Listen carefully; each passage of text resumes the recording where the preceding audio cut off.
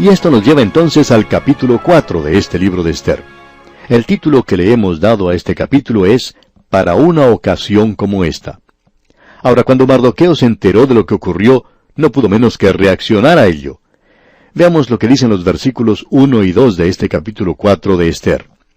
Luego que supo Mardoqueo todo lo que se había hecho, rasgó sus vestidos, se vistió de cilicio y de ceniza, y se fue por la ciudad clamando con grande y amargo clamor.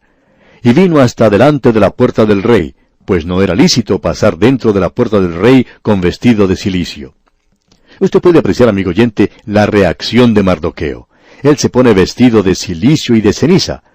No hay ninguna oración de su parte, pero sí vemos cilicio y ceniza. ¿Por qué? Porque él cree ese decreto. Él sabe que esa ley es correcta. Él sabe que ese decreto no puede ser cambiado. Por lo tanto, lo cree. Amigo oyente, hay un decreto que ha sido dado por Dios que en realidad el mundo no cree en su totalidad. Ese decreto que ha salido de Dios es que toda alma que pecare, morirá. Y que todos pecaron y están destituidos de la gloria de Dios. Ahora nosotros no podemos alcanzar eso. No podemos alcanzar la norma establecida por Dios. Aún el ladrón que moría en la cruz al lado del Señor Jesús dijo, nosotros justamente padecemos. Este hombre muriendo aquí a nuestro lado, pues esto no era para él. Él está muriendo en el lugar de otra persona, pero nosotros justamente padecemos. Y usted y yo, amigo oyente, merecemos la muerte porque nosotros pertenecemos a la raza humana. De esta raza se ha dicho que todos morirán. Y la muerte alcanza a todos los hombres porque todos han pecado. Hemos pecado en Adán y la muerte ha pasado a todos nosotros. Y aún un pequeño bebé puede morir. Se ha decretado que todos los hombres mueran, y después de la muerte viene el juicio. Hay muchas personas que hoy piensan que eso ha sido cambiado. Ellos opinan que eso ha sido alterado. Piensan que de una manera u otra Dios va a llegar a ser un poco blando y sentimental, y que Dios no será capaz de realizar ese propósito. Después de todo, Él ama a todos, ¿verdad? Y Él es así verdaderamente. No puede cambiar eso. Pero Él nunca lo va a salvar a usted por medio de su amor. Él lo salva por su gracia. Por gracia sois salvos, dice la Biblia. Ese decreto tampoco ha sido cambiado. Hay algunas personas que opinan que la Biblia dice que la gente no es pecadora. Y aquí debemos decir que sabemos que hay muchos maestros de colegios y de escuelas que son creyentes. Pero hay muchos que no solo no son creyentes, sino que son ignorantes de la Biblia y dicen cosas como las que hemos mencionado. La Biblia dice que usted es pecador, y usted y yo, amigo oyente, pertenecemos a esa raza en la actualidad. Eso no ha sido cambiado. Si usted quiere una prueba de ello, amigo oyente, simplemente lea el periódico de hoy, y se podrá enterar de lo que ocurre en todo el mundo. Esas personas que allí son mencionadas no son niñitos de una escuela dominical que están mintiendo, que están robando, que están asesinando, que están asaltando a la gente en las calles. No hay ni siquiera seguridad para que una persona pueda andar tranquila por las calles hoy. ¿Por qué es eso? ¿Es acaso porque tenemos personas buenas y amables? No, amigo oyente. Todos somos pecadores. Cada uno de nosotros pertenecemos a esa raza. Y Dios dice que el alma que pecare, esa morirá. Amigo oyente, ese decreto nunca ha sido cambiado. Usted tiene que tener otro decreto para poder superarlo. Vamos a tener que ver eso en nuestro próximo programa. Ahora alguien quizá diga, bueno, ¿y quiere guardar la ley? Permítame decirle esto, amigo oyente. La Biblia dice, maldito todo aquel que no permaneciere en todas las cosas escritas en el libro de la ley para hacerlas. ¿Está usted preparado para decir que obedece toda la ley de Dios? Yo no creo que exista una sola persona hoy que pueda hacer una declaración así, a no ser que sea alguien completamente ignorante de lo que la palabra de Dios dice. Puede ser tan ignorante como los que mencionamos anteriormente, sobre esos maestros que dicen que la Biblia no enseña que la gente es pecadora. Pero eso es todo lo que la Biblia enseña. Esa es la razón por la cual Cristo vino a este mundo. Él dijo que vino a este mundo a salvar a los pecadores. Él dice, yo no vine a buscar a los justos, sino a buscar a los pecadores. ¿Sabe usted por qué Él dijo que no venía a buscar a los justos? Porque no hay ni siquiera uno. Él vino a buscar a la familia humana porque todos somos pecadores, y Él es el único que le puede ofrecer salvación en la actualidad. El Señor Jesucristo dijo, nadie viene al Padre sino por mí. Acuda pues usted a Cristo Jesús ahora mismo, amigo oyente, y sea salvo por Él.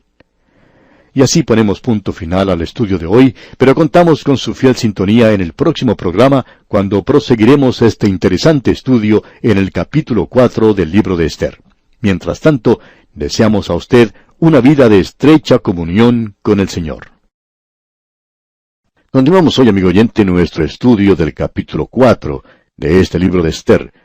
En nuestro programa anterior vimos que un decreto se había publicado en el reino con la firma del rey Jerjes, es decir, el rey le había dado su anillo a su primer ministro Amán, y éste imprimió la firma del rey en la cera que se usaba para esos casos, y el decreto se publicó. Allí se decía que los judíos deberían ser destruidos. Ahora, en ese reino tendría que haber varios millones de judíos. Quizá podríamos estimar y decir que probablemente había unos 15 millones en esa época en el imperio de los medos y los persas. De llevarse a cabo esa matanza, tendría que haber sido algo terrible.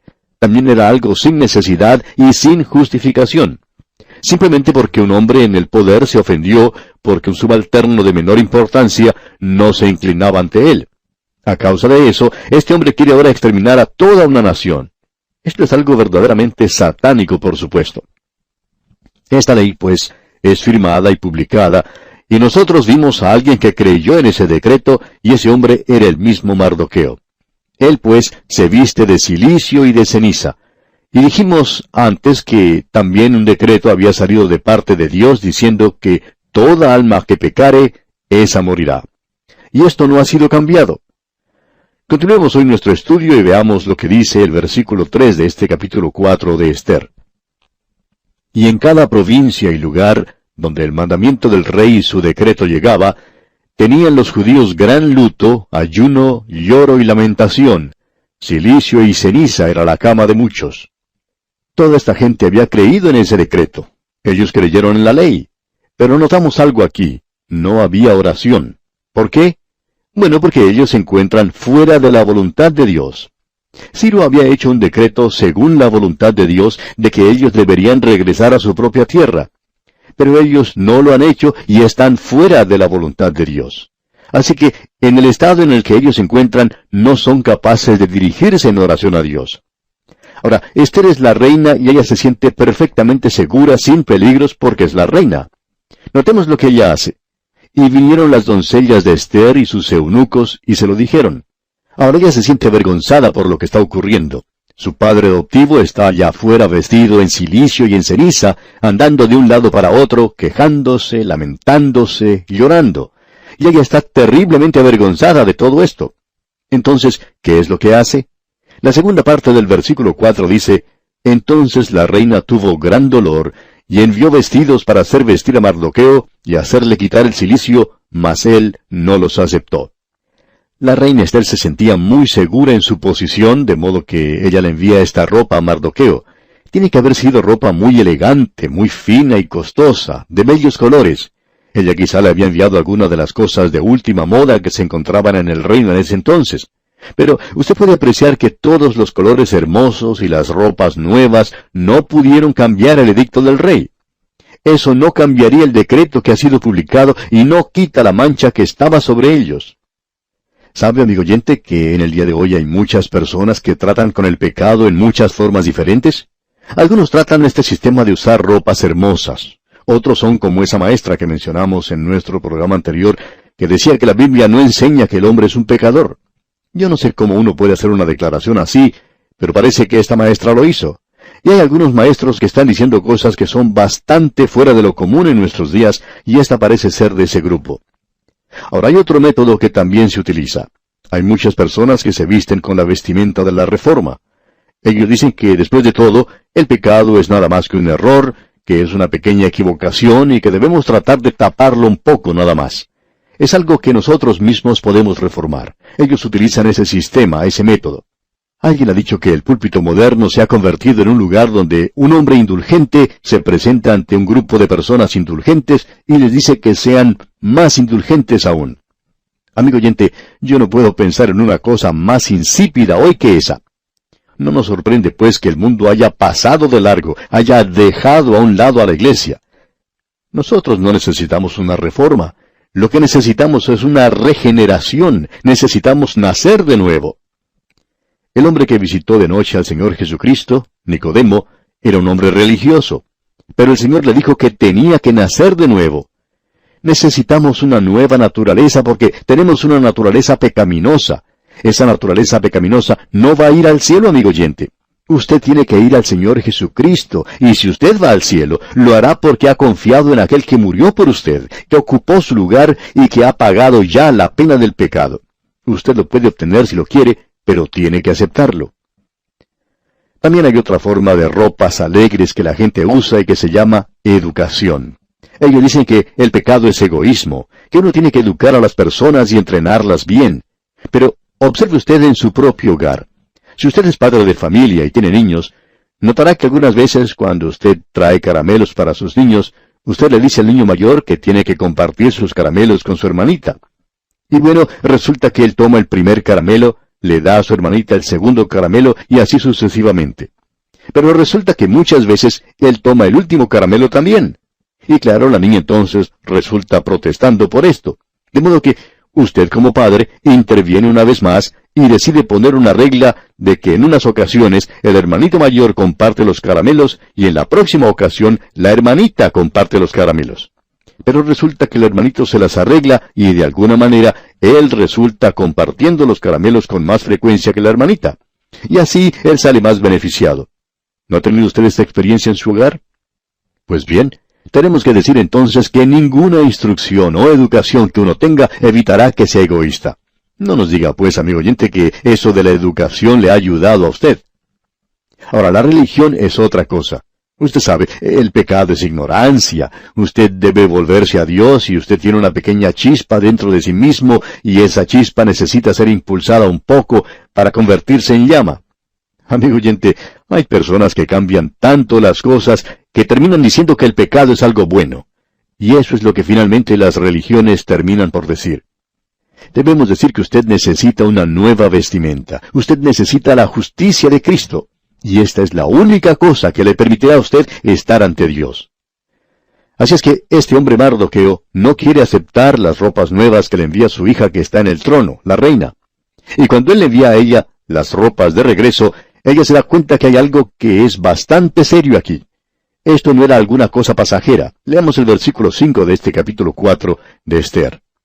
Entonces Esther llamó a Atac, uno de los eunucos del rey, que él había puesto al servicio de ella, y lo mandó a Mardoqueo con orden de saber qué sucedía y por qué estaba así.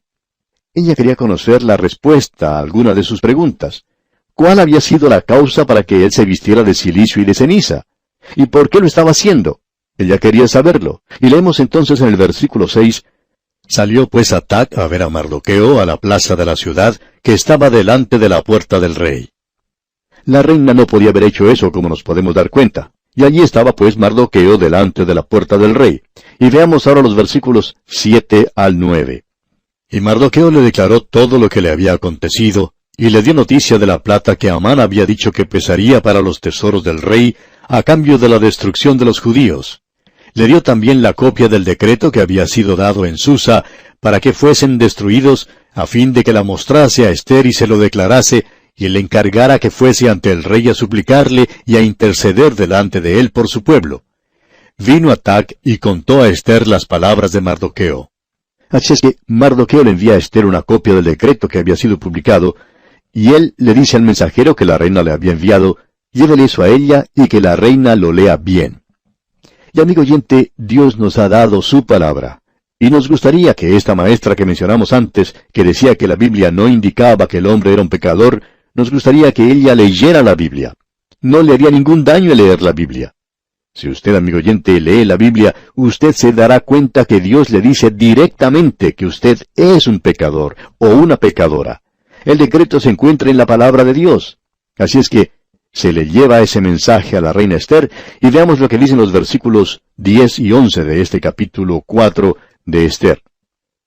Entonces Esther dijo a Atac que le dijese a Mardoqueo, todos los siervos del rey y el pueblo de las provincias del rey saben que cualquier hombre o mujer que entra en el patio interior para ver al rey sin ser llamado, una sola ley hay respecto a él.